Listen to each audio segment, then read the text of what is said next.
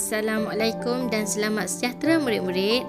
Pada hari ini murid-murid bersama dengan saya, Cikgu Saripah untuk belajar Bahasa Melayu. Unit 1, Jiran Tetangga. Tajuk, Yang tua dihormati, yang muda disayangi. Standard pembelajaran 5.1.1 kurungan 1 Roman, iaitu memahami dan menggunakan kata nama mengikut konteks tidak formal. Objektif pembelajaran ialah murid-murid akan dapat yang pertama, memahami dan menggunakan kata nama mengikut konteks dengan betul.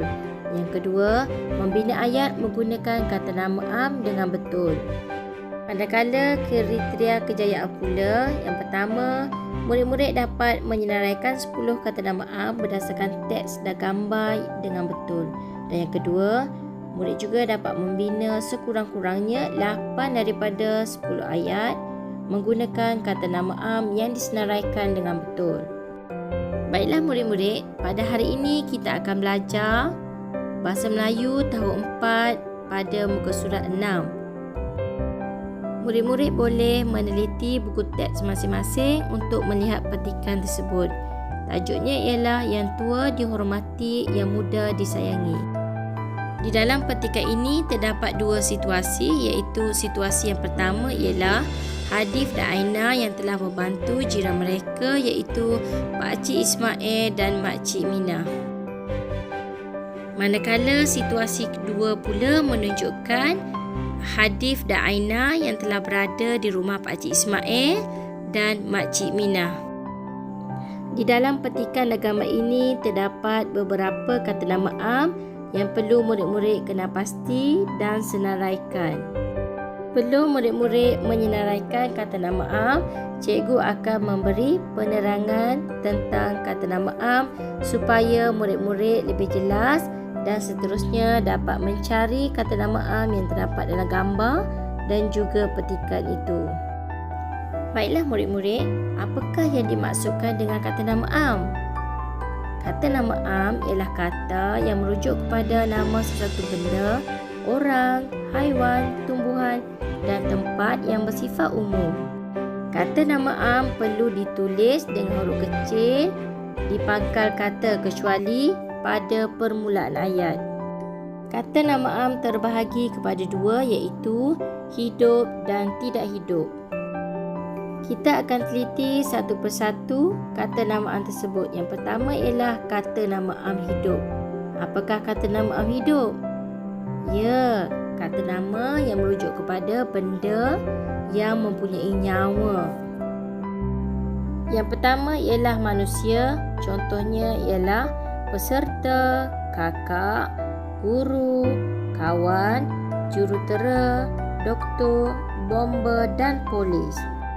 Yang kedua ialah kata nama am untuk haiwan atau binatang, iaitu kura-kura, singa, unta, belalang, itik, kuda, kucing dan burung. Manakala kata nama am untuk tumbuhan ialah pokok, rumput, mawar, orkid dan sebagainya. Murid-murid juga boleh menyelaikan sendiri jenis-jenis kata nama am hidup yang murid-murid telah ketahui. Di sini cikgu sertakan beberapa contoh ayat yang menunjukkan penggunaan kata nama am. Cuba murid-murid teliti perkataan kucing dan guru ditulis dengan huruf besar kerana berada pada permulaan ayat. Manakala perkataan bagi bunga dan peserta ditulis dengan huruf kecil kerana tidak berada pada permulaan ayat. Kata nama am yang kedua ialah kata nama am tidak hidup yang telah dibahagikan kepada beberapa bahagian. Pertama, kata nama am tidak hidup institusi iaitu sekolah, klinik, persatuan dan universiti. Contoh kata nama am tidak hidup bukan institusi konkret ialah rumah, bangunan, bandar dan laut. Sini cikgu sertakan beberapa contoh untuk menunjukkan penggunaan kata nama am tidak hidup di dalam ayat. perkataan, perhimpunan, buku, sekolah dan kapal terbang merupakan kata nama am. Perhimpunan dan kapal terbang ditulis dengan huruf besar kerana berada permulaan ayat. Seterusnya, murid-murid dikendaki meneliti gambar dan petikan untuk menyenaraikan kata nama am. Dalam situasi 1, perkataan yang bergaris iaitu jiran, sayur, ikan, ayam, telur, basikal dan rumah merupakan kata nama am.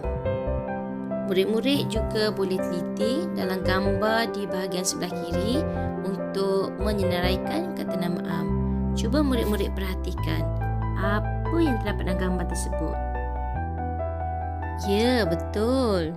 Dalam gambar tersebut, kata nama am lain yang terdapat ialah rumah, kereta, pasir, baju, seluar, kasut dan sebagainya. Dalam situasi yang kedua, rumah, minuman dan makanan juga merupakan kata nama am. Cuba murid-murid teliti dan menyenaraikan kata nama am yang terdapat dalam gambar di situasi 2. Ya, tepat sekali. Televisyen, sofa, gelas merupakan kata nama am. Di sini cikgu sertakan beberapa contoh kata nama am yang terdapat dalam petikan dan gambar di situasi 1 dan 2. Seterusnya, murid-murid dikendaki membina ayat berdasarkan kata nama am tersebut. Cikgu berharap murid-murid dapat memahami dan membina ayat menggunakan kata nama am. Semoga kita dapat berjumpa lagi. Bye.